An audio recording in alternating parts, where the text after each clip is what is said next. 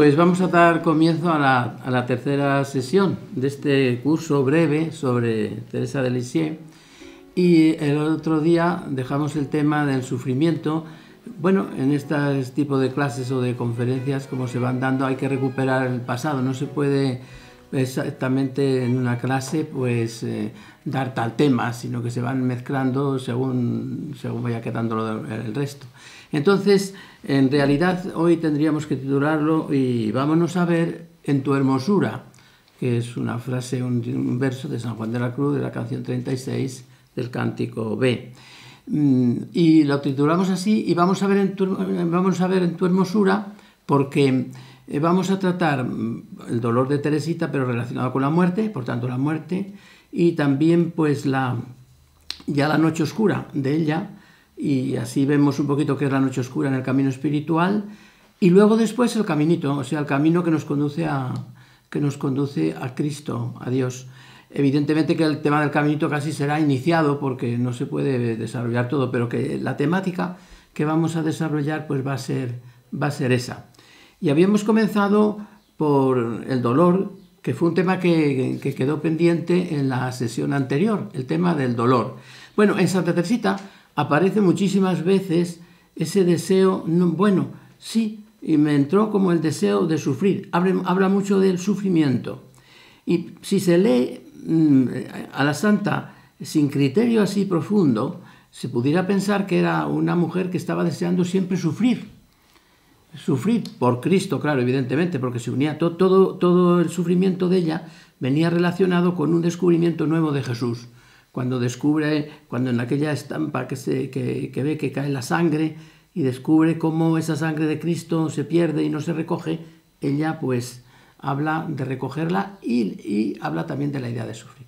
También habla de la idea de sufrir después de la comunión, cuando en aquellos encuentros con el Señor pues le decía que le convirtiera en amarguras todas las alegrías de la tierra.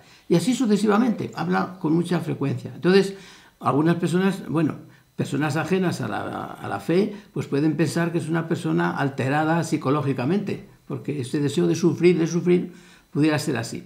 Sin embargo, en la vida de ella es una mujer pues como muy, muy seria, muy sensata, muy fuerte y además con una capacidad, ¿verdad?, de reflexión y de enfocar las cosas maravillosamente. Bien, eso está ahí. Y cuando se estaba muriendo, que tenía unos dolores atroces, el médico pues recetó que se le diera morfina y la Madre Superiora, la Madre María de Gonzaga, no aceptó que se le diera morfina. Se le ha atacado mucho a esta madre por eso, pero entonces los conceptos que tenía la morfina, así en ambientes populares o todos religiosos, no eran correctos. No es porque no fueran medicinalmente buenos, sino por otros motivos que podría ser. Para salvar un poquito a esta mujer que permitió que Teresita tuviera tantos dolores y que por otra parte la quería muchísimo, porque tenían una cierta sintonía y la quería muchísimo para aligerar un poco la responsabilidad de esta mujer, tenemos que decir que unos 6 o 7 años así, me parece que murió ella. Y le ofrecieron morfina porque tenía un cáncer de garganta y de lengua, tremendo, y no la aceptó. Entonces, claro, ante eso ella no aceptó también para ella. Entonces se ve que tenía unos criterios raros sobre ese sentido y no le aceptaron. Total, que Teresa murió con unos dolores inmensos. Y la palabra inmenso está bien dicha. Y esos dolores inmensos venían dados, pues evidentemente por la tuberculosis que fue avanzando por todas las zonas del cuerpo y al final pues yo creo que estaba ya toda tuberculosa. Un pulmón durante bastante tiempo ya no funcionaba nada absolutamente, el otro pues muy mal y así murió. Y entonces dijo ella una frase poquito antes de morir, que es la frase siguiente: no me explico tanto sufrimiento si no es por el deseo que he tenido de salvar almas. Bueno, total, que da la impresión, ¿verdad?, que es una mujer que ha dicho, hay que sufrir para salvar almas y hay que sufrir para ayudar a Jesús a que el mundo se convierta. Hay que sufrir, sería esa la idea, ¿verdad?, la idea que nace. Bueno, pues no es así. Todos los místicos que yo conozco, yo no conozco todos, pero conozco 2 que son bastante importantes, que son Santa Teresa y San Juan de la Cruz, todos hablan del sufrimiento como un deseo de los místicos. Nadie puede decir que estas personas son desequilibradas. Entonces, ¿dónde radica ese deseo del sufrimiento de los místicos? ¿Dónde radica? en que la vida humana es perversa y hay que rechazar toda sensación placentera o todo gusto, por más estético o más bello que sea, o dónde reside. Bueno, pues en lo místico reside en una cosa muy sencilla. Es en el apasionamiento por Jesucristo. Es esta la razón. No tienen otra razón. O sea, ellos son personas enamoradas totalmente de Cristo. Entonces se les mete en la cabeza que habiendo Jesucristo pasado todo eso que ha pasado, ellos no quieren pasar otra cosa que la de Cristo. No les interesa. Si Cristo se lo hubiera pasado pues muy bien, se pasarían a esa zona. El problema es Cristo. No es el problema si el dolor, no dolor, si el pecado, no pecado. No, el problema es Cristo. Entonces es un enamoramiento loco por Cristo.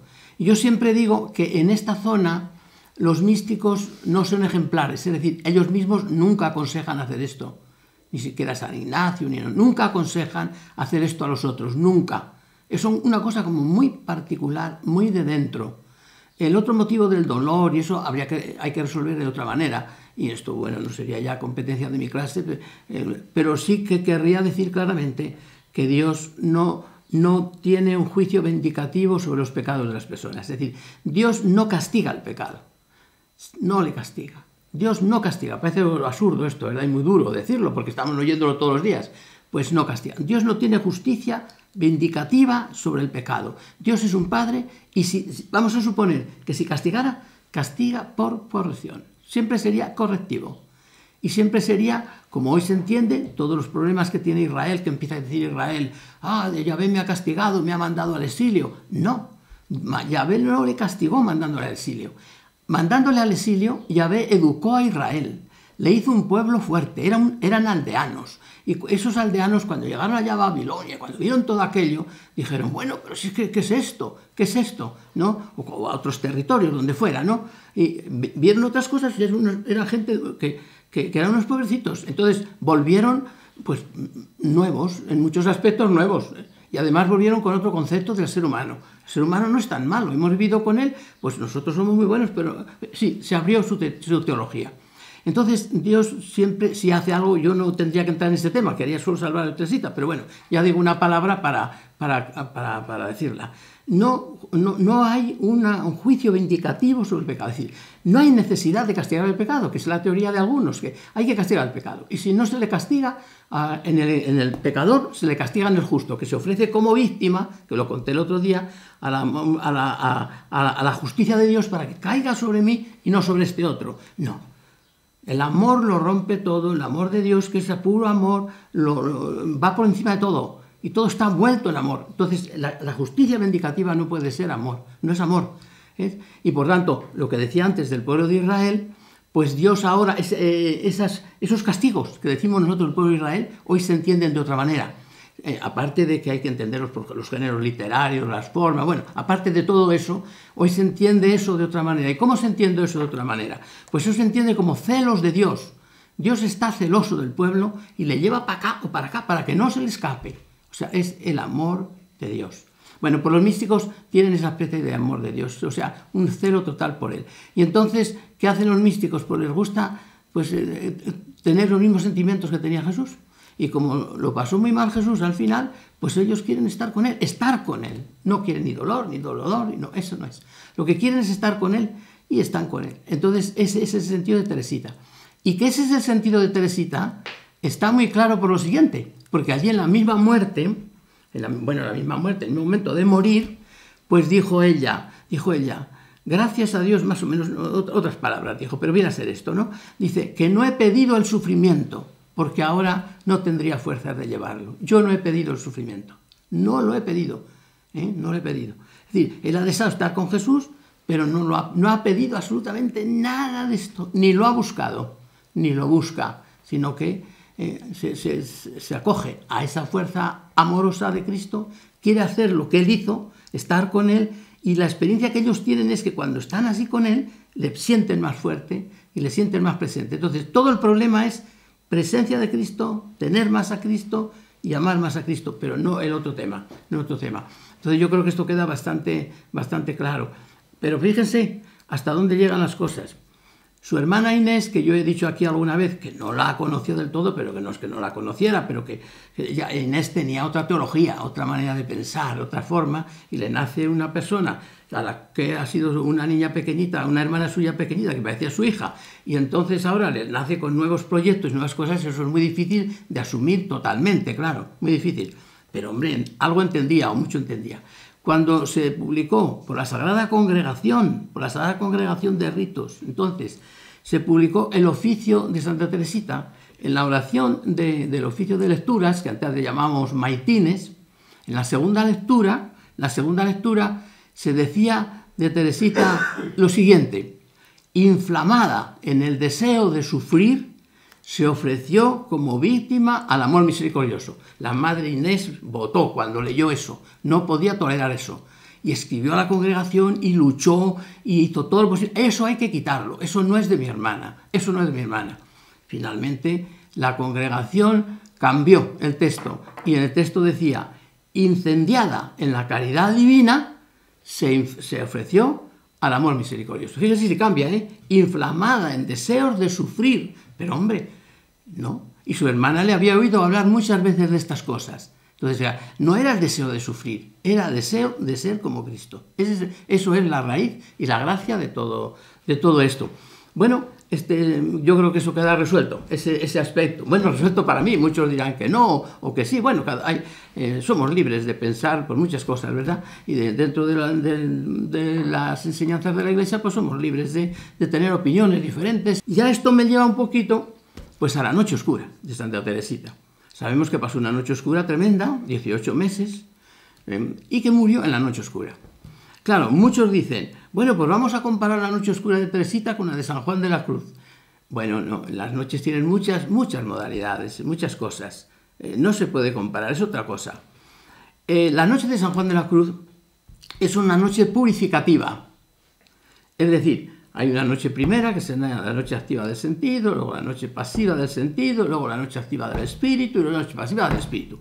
Y todo eso es una purificación, es purificación. La persona se va desligando de formas, de modos, de maneras de ser que no son de Dios y van cayendo. Pero es purificativa la noche. Hay que ir quitando pecados. Bueno, entonces la noche oscura final es tremenda, es una noche ya diríamos, de la pura fe, de la pura esperanza y del puro amor. Hemos sometido al ser humano a unos traumas fuertes para entrar en el misterio de Dios, y en un misterio de Dios que es entrar con Él como una persona que se enamora de Dios, que vive el enamoramiento con Dios. Esta es la noche de San Juan de la Cruz, dicho así en dos palabritas. Pues una noche preciosa, evidentemente, con su poesía y con todo. Pero está relacionada siempre con la purificación, más o menos, hasta el final, que ya termina, claro. La noche de Teresita tiene muchas modalidades, porque mire, Teresita, ya cuando tenía 14 años, dice ella en el folio 47 recto, porque se citan así las cosas para que lo puedan ver, dice: Dios hizo conmigo lo que dice Ezequiel. ¿Y qué dice Ezequiel en el capítulo 16 que cita San Juan de la Cruz en el matrimonio espiritual? Pues que hizo una alianza de matrimonio. Entonces Teresita tenía eso ya de niña. De niña tenía esa realidad. Cita a Ezequiel y se queda tan tranquila. Y le cita, evidentemente, los autores dicen todos que le cita por San Juan de la Cruz, pues no por la Biblia. Además es un texto que es un poquito, ya lo dije el otro día, llamativo, porque está relacionado con los amores, con la desnudez, etcétera, etcétera, del cuerpo humano. Y bueno, que fácilmente en el convento no lo tendrían así cerca. Ella lo cita por San Juan de la Cruz, que el texto está entero y precioso, y además citado por San Juan de la Cruz con un lenguaje español muy, muy curioso, muy bonito, muy bello. Hace como juegos de palabras y de cosas. Es bellísimo el texto. Está en la canción 23, podéis encontrar ese pasaje de Ezequiel, que es el capítulo 16. Pues bien, entonces la noche de Teresita no es una noche purificativa del todo. Habrá algo de purificación, digo que no. Es de ofrenda. Entonces, claro, ya se desliga de la de San Juan de la Cruz. Ya no es lo mismo, aunque haya zonas. Entonces, claro, si queremos decir que Teresita vivió la noche de Juan de la Cruz, murió en ella. Entonces, acababa de entrar lo que en las zonas de San Juan de la Cruz se puede llamar el desposorio. Murió en ella. Pero resulta claro resulta que ella ya dice anteriormente, ¿verdad?, que está en el matrimonio espiritual. No lo dice así, pero lo viene a decir. Cita un pasaje de San Juan de la Cruz que habla precisamente del matrimonio espiritual. Por tanto, la noche tiene ahí otra característica, ¿verdad? Otra zona, otro aspecto en Teresita. Por tanto, es una modalidad diferente de la noche. Entonces, ¿qué sentido tiene esta noche de Teresita? Bueno, pues ella misma lo dice, es un sentido de ofrenda para los que no creen. En Francia, en aquella época, y bueno, en muchas épocas, ¿verdad?, ha habido gente muy intelectual, ajena al pensamiento, no ajena, sino muy diferente del pensamiento de la Iglesia, que ha rechazado a la Iglesia y que ella oyó hablar de ello, lo conocía. No tenía mucha cultura porque entró de pequeñita en el convento y no pudo estudiar mucho, pero ella eso le sonaban todas esas cosas. Entonces, ella quiere ser como una ofrenda a esos pecadores que no tienen fe. Y entonces, ¿qué ocurre? Que Dios somete la fe de Teresita a unas pruebas tremendas, de purificación, diríamos, de ampliación y de ofrenda. Entonces, ese es el sentido que tiene la noche. Algunos han pensado que la noche de Teresita no sería pensar que no hay Dios, sino que Dios no se interesa por nosotros. A mí me parece que no. A mí me parece que ella lo que piensa es que no hay nada detrás de todo esto, todo se explica científicamente, lo dice ella, todo se puede explicar científicamente y bueno, pues no queda nada después de la muerte. Si leemos todo el pasaje de ella es tremendo, ¿verdad?, que se siente movida por todas las tinieblas, por la fuerza, no hay nada después de esto, y cuando empiezo a esperar que me puedo consolar en algo, me da la noche de la nada. O sea, es pura fe, pura fe. Yo pienso que, fíjense, en la noche de San Juan de la Cruz hay momentos de amor muy bonitos, momentos de esperanza muy bonitos. En la noche de Teresita es como solo fe. Bueno, está todo, evidentemente, pero es lo que brilla, lo que aparece como fuerte, es la fe, es la fe. Entonces, esta sería la interpretación que yo quisiera hacer de la muerte de ella, la fe. Y esa fe de Teresita siempre ha sido noche, siempre. Claro, decimos nosotros, los 18 últimos meses de ella, yo ya lo acabo de decir yo mismo, pero tengo que decir que no es verdad así, porque cuando tenía 17 años, y fue a confesarse con el padre Alexis Pruck, que ya les dije el otro día, hablé un poquito de él, dice, tenía ya muchos problemas de fe. Ella dice, a veces pensaba si habría cielo. Bueno, no pensaba, le venían todo le venía a la mente, como lo que es una tentación, digamos, que te viene, te puede, y no te puede, porque interiormente estás firme, pero te derriba todo, Entonces, yo creo que ella ha estado siempre en la noche. Ha sido como muy perspicaz, fíjate, a los 17 años ya andar con este asunto. Piense que acababa de entrar de la vida religiosa, de hacer la profesión, y ya andaba con estos problemas. Por lo tanto, ella ha sido una mujer, diríamos, metida en la profundidad de la fe. Y aquí se puede entender muy bien, y claro, yo no quiero perderme de mi discurso, pero aquí se puede entender muy bien, ¿verdad?, pues el sentido de su mística, que no quisiera yo adelantar tiempos, pero bueno, puedo decir un poco ahora. El sentido, cuando el otro día les decía que es experiencia, más allá de la experiencia, pues está aquí en esta idea. Es la fe pura que le llega a ella, y porque ella tiene que ser como mártir de esta fe, vivir esta fe, ¿para qué? Para ser testimonio ante estos intelectuales. Y hay que reconocer que los intelectuales la han entendido, porque muchos de ellos la han leído, incluso sin creer, la han leído, sin creer. Se han acercado a ella buscando pues como una luz, como algo. Por tanto, lo suyo es esa línea. Y luego se extiende también, esa línea se extiende también, ¿verdad?, pues a la idea de experiencia religiosa profunda. Ella tiene una experiencia religiosa profundísima, porque es un altavoz de Dios, es que es todo Dios, esa mujer. Decimos, pero que no tenía mística. Pero ¿cómo que no tenía mística? ¿A qué llamamos mística? Si es que sonaba todo a Dios en ella, sonaba todo, tenía diríamos, como una vibración de Dios, era como una cosa, como un órgano de Dios, una cosa especial, vibraba todo. Entonces, ¿a qué llamamos mística? ¿A configurar las cosas? Pues no sé. Y una experiencia continua, Dije el otro día que desde los 3 años no negó nada a Dios, lo cual indica que tenía una percepción de Dios tremenda. Pero incluso llega a afirmar ella que no ha pasado nunca, 3 minutos, eso yo creo que sería de muy pequeña. Después jamás, 3 minutos sin pensar en Dios, sin tener a Dios fijo. Fíjese, 3 minutos, no ni 3 minutos, eso es una afirmación. Entonces, ¿qué más experiencia, qué más mística se puede tener? Y luego, una reelaboración que ella ha hecho de todo, pues de la Iglesia, de distintos conceptos, pues indica, claro, clarísimamente que eso es una experiencia mística profundísima, honda, y que ya lo dije el otro día cómo era, que era la percepción, la no percepción, porque es tan fuerte la percepción, es como si a mí me da el sol ahora en los ojos y me deslumbra. Yo tengo una experiencia del sol tremendo, pero no configuro nada. Lo único que tengo que decir es que me deja ciego, que me deja a oscuras, que no veo nada. O sea, si me da, o una luz enorme me da, yo no veo nada. ¿Y por qué no veo nada? Porque veo muchísimo, tanto que no veo nada. Así es más o menos esta experiencia. Por tanto, esa idea de Teresita, pues una persona que nos concede gracias, que en las cosas pues normales, ella hace las cositas normales y las cumple, y que vale con cumplir la vida ordinaria, vale, pero esa no es solo, eso es muy poquito. Eso está ahí en ella, y ella quiere ser pues mensajera de todas las personas estas que no tienen fenómenos místicos, que no tienen este tipo de cosas, pero eso no quiere decir que no se mueva en una gran profundidad. Pues bueno, yo creo que esta parte primera ya la hemos tratado un poquito, la muerte, y la noche y el sufrimiento. Yo creo que queda más o menos pues un poquito claro esta exposición. Es que era necesario pues decir unas cosas de esto para que quedara también un poquito como terminada la vida de Teresita, porque el otro día lo que hicimos fue recorrer la experiencia de Teresita, recorrerla, pues no como biografía, ¿verdad? Porque eso lo sabe todo el mundo, sino analizando teológicamente momentos especiales de ella.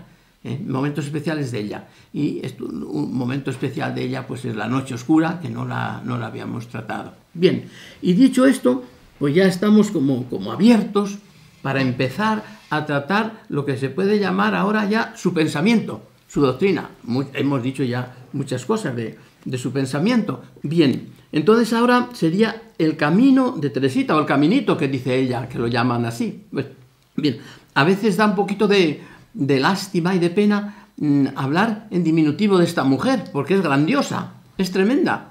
Pero bueno, ella tenía como un carácter no infantil, sino de pequeña, y le gustaban estos títulos, ¿verdad? Pero da no sé qué, porque decir el caminito es como si fuera una cosita, pues eso, para terceras personas, para cuartas, para cualquier personas por ahí, ¿no? No, es una hendidura en el Evangelio. O sea, el caminito es el Evangelio. Cuando la canonizaron, pues un religioso, que lo han hecho ahora beato, decía: hoy canonizan al Evangelio vivo. Hoy canonizan al Evangelio vivo. Pues eso es, Teresita es el Evangelio vivo. Y con todos los rasgos, ¿verdad?, del Evangelio. Entonces vamos a empezar a hablar un poquito del caminito. Primero tenemos que decir un poquito cómo surge el camino. ¿Cómo surge? Bueno, yo pienso que el camino, como muchas veces cosas, surgen de pequeños errores. Yo creo que Teresita, no lo sé cierto, creo que Teresita tenía un error sobre la santidad. Vamos a ver qué era. Que pensaba ella que los grandes santos, los santos de la Iglesia, los que ha beatificado, no les costaban las cosas pequeñas, porque a ella le costaba mucho todo. O sea, lo dominaba, lo encarnaba, se abría y la virtud se le hacía después fácil, pero como que le costaba. Cosas pequeñitas, que le dijeran una palabrita pues desabrida, ¿verdad? En un momento concreto, en el convento, que le dijeran que era un torpe, que no caminaba deprisa, que le dijeran que tardaba en hacer mucho las cosas, la dolía. Ella pensaba que eso no le duele a los santos grandes, que a una Santa Teresa, San Francisco, Santo Domingo, pues qué va, estas cositas, nada, pues les duele, claro, les duele. Claro que les duele, pero da la impresión en las biografías, porque las biografías están desencarnadas y yo creo que están como desorganizadas y mal orientadas. Las biografías que leíamos de santos, son agiografías, al no ser vidas críticas, que había que hacer con una cosa crítica, pues se desfigura todo. se desfigura todo, se empieza a exaltar y venga a orar y no se va a la realidad. Y la realidad es que estas cosas a todos les costaban muchísimo estas cosas, claro. Ella pensaba que no, que era ella sola. Y entonces decía, ay, yo no puedo aspirar, yo sé que tengo que aspirar a la santidad. Fíjese si era tan fuerte la aspiración que tenía a la santidad, que cuando entró a los 16 años, cuando se acercó a un padre jesuita que se llamaba Blino, y le empezó a decir, padre, yo quiero amar a Dios como le amaba Santa Teresa, y le dijo, chica, que modera tus deseos, frénate y cumple tu deber, arrepiéntete de tus faltas, y la dejó, la estropeó, no la dejó seguir. Y él ya le contestó, pero padre, si es que el Evangelio dice que tenemos que ser perfectos como nuestro Padre Celestial es perfecto, no sé qué le diría, porque ya le sigo diciendo cosas de esas. Y a mí Dios me da estos deseos. Le dijo, no, la dejó hundida. Bueno, eso a los 16 años. A los 17 se encuentra con un padre franciscano que es Alexis Pru, y era un religioso, que ya dije algo de él, pero quiero insistir hoy, era un religioso que se dedicaba a misiones populares. Y bueno, cuando fue a dar ejercicios a Lisieux, no fue porque le eligieran las religiosas, sino porque habían elegido otro franciscano, el pobre no pudo ir y mandó a otro. Y ese que mandó dijeron, vaya la que nos ha caído, que a nadie le gustaba ese franciscano. Y resulta que entró Teresita y le gustó muchísimo, porque apenas entrar, dice, este me entiende. Y le empezó a contar estas cosas. Y le dijo, sí, tienes que caminar y tienes que hacer todo eso. Tienes que seguir ese camino que de amar a Santa Teresa, amar a Dios como a Santa Teresa y todo. Le abrió por el camino de la confianza, del abandono, de Dios es Padre. Ha dejado incluso él transcrito lo que dijo en los ejercicios, que me extraña muchísimo porque aquellas religiosas no le siguieron.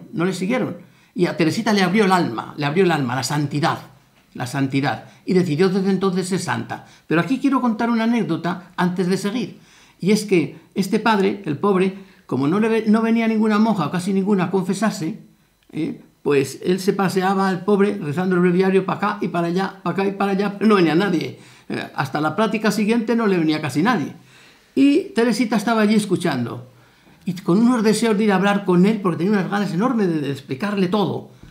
Y la madre de Gonzaga, su madre superiora, le había dicho, no vuelvas a hablar con él. Supongo que era porque pensó que era uno de misiones populares. Ella era una joven y dice, me la cambia de la cabeza de Carmelita en otra cosa. No la dejó. Pero Teresita fue a hablar a su maestra, y la maestra le dijo, la madre superiora se excede, porque tú tienes derecho a ir al confesor, porque cuando vienen ahí estas predicaciones, pues la religiosa tiene derecho a ir cuanto quiera para hablar con él, pues para eso son los ejercicios, para poder poner un poquito el alma en claro con él. Y al final, Teresita se decidió a ir a él. Y cuando estaba confesándose, que era durante la comida del convento en Lisieux, cuando estaba confesándose, la madre Gonzaga estaba ya enfadada porque no venía y porque sabía que estaba confesándose con este sacerdote del cual le había dicho que ya no debían ir. Y mandó a la madre Inés, que era su hermana, y dice, vete a decir a tu hermana que deje ya de confesarse y venga. Bueno, pues yo creo que es la primera vez que Teresita se ha enfrentado a una obediencia así, que no es obediencia, porque era incorrecta la obediencia esa. Salió del confesionario, dice, muy calmada, muy tranquila, y me dijo, no voy a ir, porque es el momento en que Dios me está a mí diciendo mi camino, mis cosas, mi vida, y no voy a ir. Arrostro lo que me venga después. Y se quedó sin ir. Pero este señor le entendió el camino. Ella tenía esos deseos tan tremendos de santidad, ¿verdad? Y le dio paso a esto. Y entonces el problema era que ella pensaba, ¿verdad?, que la santidad no era de las cosas pequeñitas, sino que era de esos grandes santos. Y ella veía que era lo pequeñito. Entonces, este tremendo problema de santidad la creaba ya un problema enorme, porque decía, yo no puedo hacer las obras de los grandes santos. No puedo ser como San Francisco, como Santa Teresa. No tengo visiones, pero tengo unos deseos tremendos. Fíjese qué deseos tremendos tenía, que en una carta a su hermana Inés, en el 89, le dice a la madre Inés quiero amar, estaba ella en un retiro, y le dice, yo quiero amar a Jesús más que nadie le ha amado en esta vida. Pásmese, ¿eh? ¿Qué deseos tendría? Más que nadie. Ya no como Santa Teresa, más que Santa Teresa. O sea, eso es lo que sentía ella por dentro. Por eso digo que el caminito va surgiendo con esta realidad. Primero, ella quiere ser santa, y también, digamos, que quiere ofrendar a su padre que una entrega tan profunda que su padre se quede tranquilo de haberla perdido humanamente, porque la va a tener ahora de otra manera. Y así diríamos que se va configurando el aspecto de la santidad de Teresita, y está en unas luchas tremendas. Porque ella decide y quiere vivir la santidad, pero ve que esa santidad que ella sueña, pues no lo consigue con el esfuerzo. No que ella cayera en nada, porque sería ni siquiera imperfecciones, pero veía que eso no funcionaba. Y entonces diríamos que el no querer funcionar, el no poder hacer funcionar eso, pues empieza a nacer en ella como otra idea. Y empieza a nacer una cosa muy sencillita, que decir, pues no me interesa tener este tipo de santidad, ni esta, ni la otra. Me interesa solo el amor. No valoro nada. Que si paso por aquí, que si estoy en un estado, que si estoy en otro, que si he vencido esto, no valoro nada. Empieza por esta idea. Y nace, ahora va a nacer como una santidad de puro amor. Claro, vosotros diréis, todas las santidades son de puro amor. Sí, pero van condicionadas normalmente con obras. Teresita no. Teresita en este primer momento, lo que quiere ella es realmente, pues, que su alma, su corazón, sea solo entrega. No valoro nada, ni me importa nada. Si soy santa como si no soy santa. Ya quita esa idea, incluso quita esa idea de santidad. Si soy santa como si no soy santa. Yo me entrego. Él me da. Y junto con el amor nace el abandono. Inmediatamente nace el abandono. Y dice, bueno, como no me interesa nada, y se está estructurando, ¿verdad?, lo que es el caminito, que ahora vamos a estudiar un poco las cosas. Entonces, nace primero el amor y nace después el abandono y confianza, que están pegando. Y al mismo tiempo nace otro elemento muy importante, que es la humildad. Vamos a entender cómo se entiende todo esto. Porque la humildad puede ser mal entendida en el sentido de que uno pues, empieza a desconsiderar y empieza pues, a desvalorizar la propia persona y la obra de Dios, pero no va a ser así en Teresita. Entonces lo primero que nace es, como digo, el amor. Fíjense que ella se va a definir en el corazón de la Iglesia, mi madre, yo seré el amor. Pero vamos a ver un poquito cómo se fue estructurando todo esto. En octubre de 1891, se encuentra con este padre, y fue cuando con este padre pues decide hacer toda esta realidad que hemos dicho del caminito. ¿Y cómo sucede el caminito? Pues empieza ella como un camino pequeño, dice, pues yo voy a descubrir un camino nuevo, un camino pequeñito que me lleve al Padre. Y esta palabra camino pequeño, caminito, solo aparece en Teresita 2 veces, pásmese. 2 veces escrita. Está solo escrita 2 veces, y está escrita ya a la Madre María de Gonzaga en el manuscrito C, en el que le dice cómo ella está siguiendo este caminito. Y le recuerda una de las cosas que le pasó en el caminito. Y una de las cosas que le pasó en el caminito fue lo siguiente, que descubrió lo que llamamos el ascensor. Habiendo descubierto que hay un ascensor, pues, y conoce los ascensores en su tierra, en el mundo, pues dice, ¿por qué no podemos nosotros ascender también así? Está tocando el fondo de la gracia, lo está tocando. Porque claro, en el fondo, en la santidad, no en la santidad canonizada, que ya están purificados, etc., pero en muchas santidades había mucho orgullo, es decir, yo debo de hacer esto, yo tengo que defender esto, yo tengo que llegar a conseguir esto. Ella no. Y entonces aparece ahí El caminito, cuando lo refiere en 1897, su gran descubrimiento que tuvo lugar en 1894, que fue lo del ascensor. Le refiere a la madre de Gonzaga, dice, yo sigo ahora este camino. Y lo descubrí, este camino lo descubrí cuando tenía 21 años, o sea, en el 94, y lo descubrí pensando que como yo era muy pequeña, como no podía vencer todas estas cosas, como me parecían que esas cosas de los santos eran muy grandes, yo me eché en los brazos de Jesús, que es el ascensor. ¿Y qué significa echarse en los brazos de Jesús? Pues es evidentemente, diríamos, confiar en la gracia. Y este caminito, lo llama, dice ella, es un caminito muy recto, muy corto, un camino totalmente nuevo, dice ella, totalmente nuevo. ¿En qué consiste, diríamos, la novedad? Claro, porque la novedad en la Iglesia pues hay que determinar a ver en qué consiste. Bueno, pues consiste, diríamos, en una conexión de la gracia con el ejercicio físico de la persona. Ella en el ejercicio físico no cree, aunque haga todo y lo hace todo, pero no cree en ese esfuerzo. Y entonces cree en la gracia y comienza como una nueva idea, ¿verdad? Una nueva idea. Que van a hacer con una confianza nueva. Consiste en hacerse conducir como por un ascensor por los brazos de Jesús y surge de su visión de la misericordia divina, del gran amor de Jesús, al que ella se ha consagrado, o se consagrará, mejor dicho, se consagrará el 9 de junio de 1895. Esa consagración, ¿verdad?, al amor es la base del caminito, es decir, dejarle a Dios que se derrame sobre nosotros,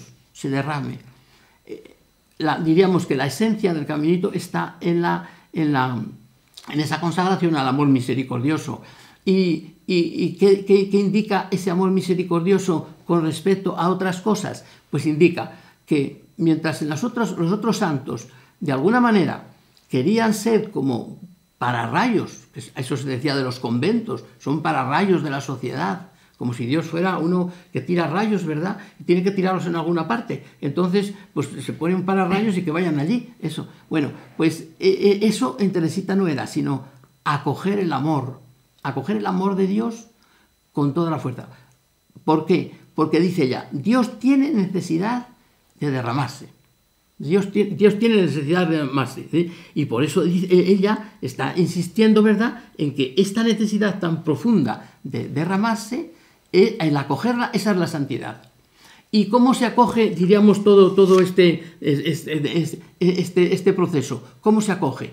Pues se acoge sin jugando a la banca del amor, que dice ella. ¿En qué consiste eso? En no valorar nada, en no tener, solo acoger el amor. Y esa acogida del amor, pues nos irá dando a nosotros una transformación interior, que nos irá haciendo que nos sintamos amados, y desde ese sentido de amados nos daremos cuenta de la necesidad que tenemos de la gracia y estaremos continuamente pidiéndole a Dios que nos dé esa gracia.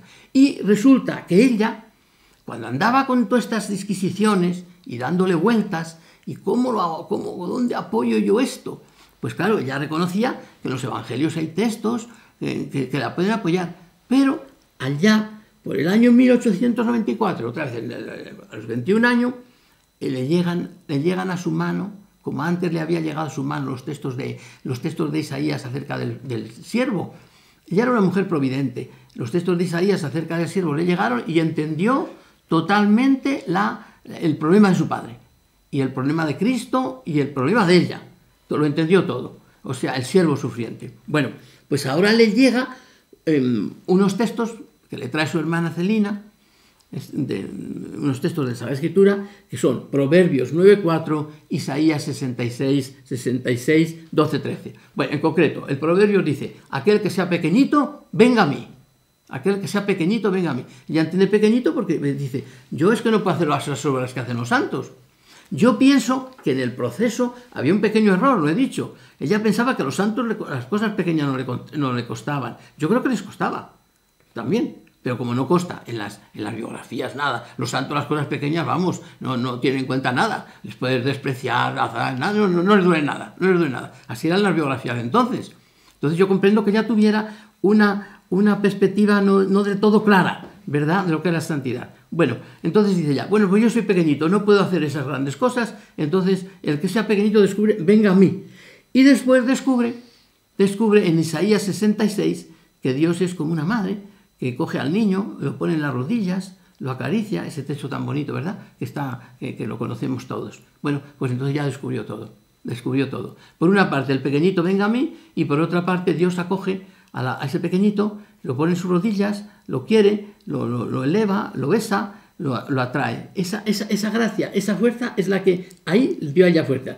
Y así, cuando en 1895 comienza a escribir su vida, leerá esta ya siempre desde esta perspectiva. Es decir, que es una perspectiva totalmente de entrega. No hay, o sea, le dice a su hermana Celina en un escrito, jugar a la banca del amor. ¿Qué significa? Que yo no tengo intereses, que no me interesa nada, solo me interesa el amor de Dios, no me interesa. Y además, si aparezco como pequeña, como caída, no me interesa, solo me interesa amar. Eso evidentemente tiene unas consecuencias. Yo estoy diciendo, no me interesa como cae, es que no se cae, claro. Y va descubriendo poquito a poco el sentido de la gracia. El sentido de la gracia que es, la gracia lo hace todo, no todo, nos mete a nosotros en el engranaje. Ese meterse en el engranaje, ese sentir a Dios próximo, ese sentir a Dios misericordioso y compasivo. O sea, sentir que Dios viene a ti y que necesita proyectar su amor. De la misma forma que los otros decían que se necesitaba proyectar la justicia tiene que cumplirse. Dios tiene que ser justo. Entonces, si va uno y se pone debajo como para rayos, pues Dios encantado, porque Él tiene que echar ese fuego que tiene en las manos, que se le quema. La justicia. Bueno, pues dice ella, pues tiene que ser el amor también. El amor más que nada, porque el amor es suyo, es lo suyo. Entonces, es como entrar a colaborar a que Dios se revele, entre y se baje.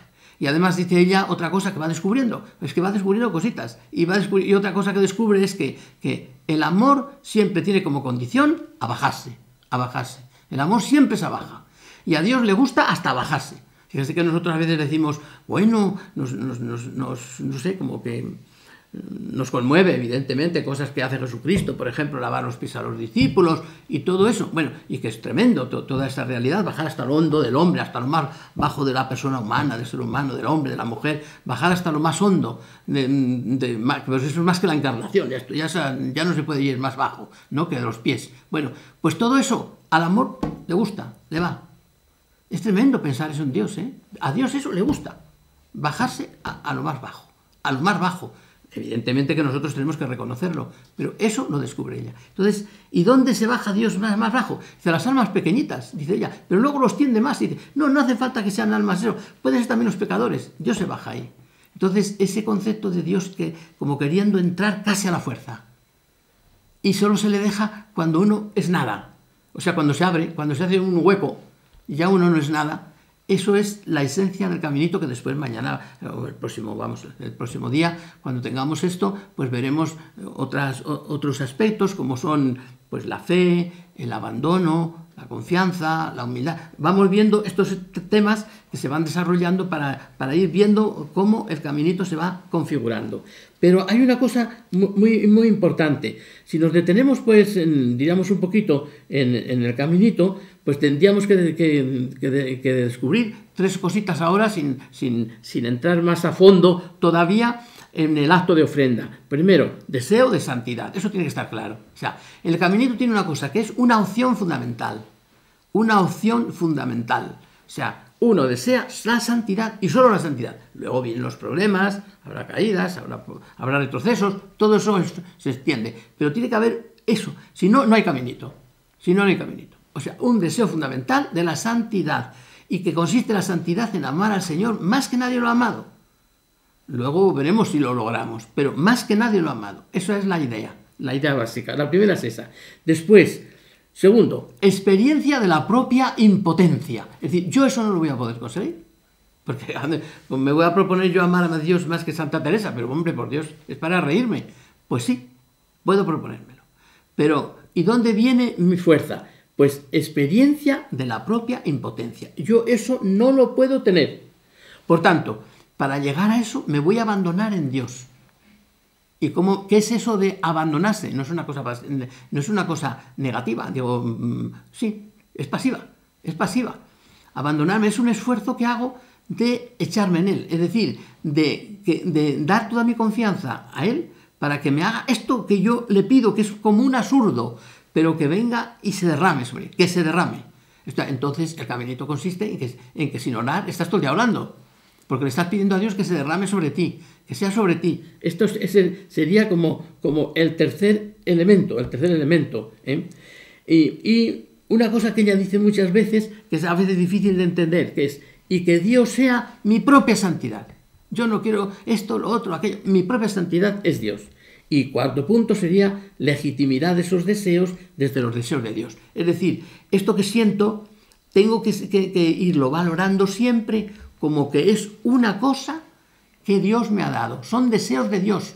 Por eso ella no le gustaba nada cuando se hablaba de que le querían quitar la afirmación, que ya lo he dicho aquí, deseos infinitos.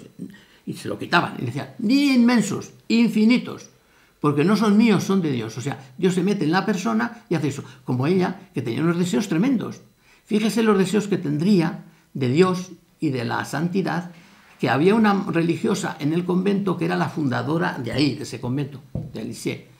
Bueno, que se llamaba la Madre Genoveva. Era una mujer santa. Y Teresita la consideraba santa. Y era muy amiga de Teresita. Iba ella a consultarle algunas veces. Y algunas veces que estaba Teresita como muy preocupada con esos problemas de la fe, le decía, dice, hija, que nuestro Dios es un Dios de paz. Y la dejaba tranquila, Pues bueno, esta madre la oyó algunas veces. Y cuando la terminaba de oír, a veces llamaba a la madre Inés y le decía, frene un poco a su hermana, que eso no puede ser. Fíjese qué le diría. Le decía todas estas cosas. Porque claro, la veían que era una persona externamente normal y con unos deseos infinitos, pero ¿dónde cabe eso? Porque ella se fue acogiendo a Dios, se fue abriendo a este deseo de que Dios entrara sobre ella y la protegiera totalmente. Podemos decir, antes ya para dejarlo, pero al mismo tiempo para abrir camino para otro día, que el libro del Caminito es el manuscrito B, el manuscrito que dedico a su hermana María, y que es muy breve, se lee enseguida. Y en ese manuscrito, ese es como el emblema de lo que es el caminito, que son deseos enormes, infinitos, y al mismo tiempo estar por el suelo, por la tierra, como tirados por la tierra. Es el ejemplo que pone del pajarito, ¿verdad? Que mira al águila, y le encanta el águila, y quiere volar hacia el águila, y está deseando, y el águila le va a recoger. Pero mientras tanto, muchas veces se entretiene, diríamos, con una cosita, con una comida pequeñita, con un elemento, con un insecto, con cualquier cosa, ante esa inmensidad. Ese es como el emblema del caminito. Y de ahí nace, diríamos después, pues todos estos deseos que tiene Teresita tan grandes, de ser todo en la iglesia. Fíjese, del caminito. ¿Y por qué Teresita quería ser profeta, quería ser sacerdote, quería no ser sacerdote, quería ser misionero, quería ser mártir, quería sufrir todo lo que fuera por la iglesia, quería gozar, quería ser San Francisco, todo ese canto tan inmenso que tiene en el cántico B, en el manuscrito B, pues esa efusión tan tremenda que dice uno, pero si esto no lo ha sentido nadie. ¿Cómo se pueden sentir todas las vocaciones a la vez? Uno se pregunta, ¿pero cómo se puede sentir todas las vocaciones a la vez? Y preferir una y otra, y se volvía loca. Y entro en la carta a los romanos, y la carta a los romanos es la que me especifica y me determina claramente lo que me pasa. ¿Por qué viene todo eso? Porque se ha abierto al misterio de Dios, al amor de Dios que cayera sobre ella. Y ha caído el amor, y el amor es eso. Entonces diríamos que es un ejemplo para personas, diríamos, pequeñitas, por así decirlo, que no tiene estos sentimientos de santos y terminó teniendo más sentimientos que ningún santo. O sea, sin tener los sentimientos grandiosos de los santos, tiene más sentimientos que ningún santo. Pues claro, entonces, evidentemente, ahí nos encontramos como la naturaleza del caminito. La grandeza del águila, la pequeñez, el pajarito pequeño por allí. Pero al mismo tiempo, este pajarito está metido como en lo normal, en lo corriente, y que a veces le cuesta las cosas pequeñitas y se entretiene a veces, pues es objeto de la caída del amor de Dios tan inmenso que se derrama sobre él y hace que broten todos estos deseos tan inmensos que la destruyen. ¿Y cómo la destruyen? Pues ya sabemos que se murió de amor. Ella soñó siempre que el amor la matara. Un acto de amor, como fuera, la matara. Y estaba convencida de que podía ser de cualquier manera. No haría falta de que fuera de forma espectacular el amor, que la matara. Pues como a Jesucristo no fue de forma espectacular. Pero sin embargo ella, pues el Señor le concedió todos los deseos, como se los había concedido. Y ella pensaba, este también me lo concederá. ¿Y cómo le concedió todos los deseos? Pues en la muerte ya sabemos, ¿no?, cómo murió. La muerte de Teresita está bien testificada, es decir, no hay cuentos ni narraciones, como muchas veces hay en las vidas de los santos que cuentan y recuentan y al final ya no sabe uno qué es lo verdadero. La muerte de Teresita está muy clara, testificada. Está certificada por su hermana Paulina en las últimas conversaciones, la podéis leer, es maravilloso, es una cosa preciosa. Y está testificada también por su hermana Celina en un libro precioso que se titula Consejos y Recuerdos, y recuerdan ese momento muy bien. Y todas las religiosas lo vieron. Saben que cuando estaba muriendo la madre Gonzaga, pareciendo que era profeta, como a veces como pasa en las Sagradas Escrituras, pues dijo, en el momento que empezó a morir, que ya se veía que iba a morir, pues dijo, abran todas las puertas. Y mandó tocar la campana y fueron todas las religiosas menos una que no oyó la campana. Fueron todas. Luego vieron el espectáculo. Y el espectáculo pues fue maravilloso, ¿verdad? Todos lo conocemos. De repente estaba así como caída, se levanta, dice, Jesús os amo, Dios mío os amo, y abrió los ojos. Y se le cambió un poquito el rostro, eso ya no sabemos si fue que se lo imaginaron, que lo vieron, porque estas cosas son muy complicadas. Pero él ya abrió los ojos, miró y se quedó y cayó rendida, o sea, matada, o sea, muerta. De tal manera que Inés dijo, ¿qué habrá visto para esto? ¿Qué habrá visto? Eso ya son suposiciones, ya salimos de la suposición. Y cayó así, muerta, la mató el amor. Entonces diríamos que eso que ella había vivido toda la vida, eso que había querido desear, que Dios descargue sobre ella el amor, al final lo descargó, y lo descargó bien, porque lo descargó que le quitó la vida, gloriosamente. Y murió, como dice San Juan de la Cruz, que mueren las personas que están ya en la llama de amor viva, así, tal como San Juan de la Cruz describe la muerte, que si Dios viene y no necesita tiempo y que quiere cuanto antes llevárselas, se las lleva, y algunas mueren en unos transportes de amor especiales y tal, y parecen que mueren de muerte natural, pero no es de muerte natural. Esa descripción de San Juan de la Cruz se cumplió perfectísimamente en ella. Pues bien, aquí lo dejamos y seguimos el próximo día pues con la esencia del caminito. Tendremos que explicar un poquito qué es el abandono, qué es la confianza, qué es la fe, o sea, como un poquito la esencia, ir poco a poco como describiendo más detenidamente qué es el camino que Teresa de Lisieux nos prepara y en qué consiste esencialmente su doctrina. Porque claro, el caminito no solamente es la fe, la confianza, el amor y la humildad y algunas cosas más que ella va a vivir. El caminito es Jesucristo, es Dios, es el Espíritu Santo, es la Trinidad. Entonces tenemos que conocer un poquito eso, cómo se mueve ella en estas dimensiones. Pues bien, así dejamos esta sesión y muchísimas gracias por estar ahí escuchando.